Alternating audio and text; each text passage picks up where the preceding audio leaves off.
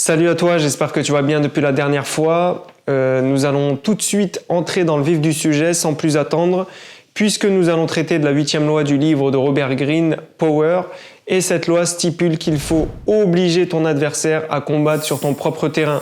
C'est ce que les stratèges militaires font, c'est ce qu'ils ont fait de tout temps. Tous les grands stratèges militaires ont attiré leur ennemi à eux.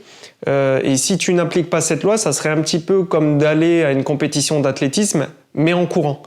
Ça veut dire qu'avant même d'arriver sur le front de guerre, tu as déjà gaspillé la moitié de tes ressources. Donc il faut obliger ton ennemi à venir à toi, et de cette manière, tu seras maître de la situation. Il faut forcer les autres à agir, et un individu agressif n'est que rarement maître de la situation. Chacune de ces actions va entraîner une réaction brutale de la part de ses ennemis. Sachez garder votre calme en toutes circonstances, nous demande l'auteur. Alors ce conseil-là, il revient très souvent. Je ne sais pas si tu as regardé les précédentes vidéos, mais à chaque fois, nous sommes invités à garder notre calme, à nous taire au lieu de dire des âneries, à réfléchir, à être serein, à être flegmatique. On le retrouve pratiquement dans tous les conseils du livre jusqu'à présent. Le plus souvent, l'efficacité requiert que tu patientes, que tu attendes lorsque tu t'es fait agresser, lorsque tu viens de subir une attaque. Et c'est extrêmement difficile à faire puisque lorsqu'on reçoit une claque, le réflexe instinctif, c'est de la rendre. Donc de patienter en attendant le bon moment pour attaquer, c'est extrêmement difficile.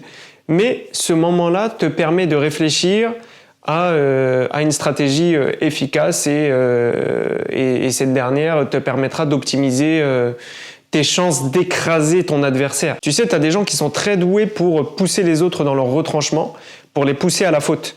Si je sais que tu es agressif, que tu es quelqu'un de très nerveux et que je te pousse à me frapper en premier, qu'ensuite j'aille porter plainte, à ton avis, qui aura gain de cause?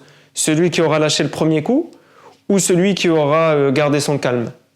Je te laisse méditer là-dessus. Le pouvoir consiste à garder l'initiative, à rester maître de la situation en agissant et en laissant les autres réagir. Tu auras le pouvoir à deux conditions, nous dit l'auteur.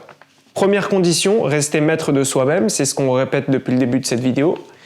Et la deuxième condition, c'est de miser sur la tendance naturelle des hommes à s'énerver ou à être attiré par l'appât du gain. En d'autres termes, ça veut dire jouer avec les émotions d'autrui. L'arme la plus puissante, c'est d'attirer les autres à soi et non pas de les agresser. Cela va se faire en préparant un appât de qualité et de laisser le poisson venir s'embrocher dans ton crochet. Si ton piège est assez attractif, la violence des émotions, des désirs, des envies de ton ennemi va le rendre fou, tout simplement. Ça va le déboussoler, ça va l'empêcher d'y voir clair, ça va l'empêcher de réfléchir et tu auras un avantage considérable sur lui. Voilà, on arrive à la fin de la vidéo. Donc pour la résumer, on peut en dégager deux points essentiels. Premier point, il faut rester maître de soi-même en toutes circonstances. C'est un conseil qui revient à chaque vidéo tant il est important. Et deuxième chose, il faut s'amuser avec les émotions d'autrui. On va les titiller, on va les pousser à la faute.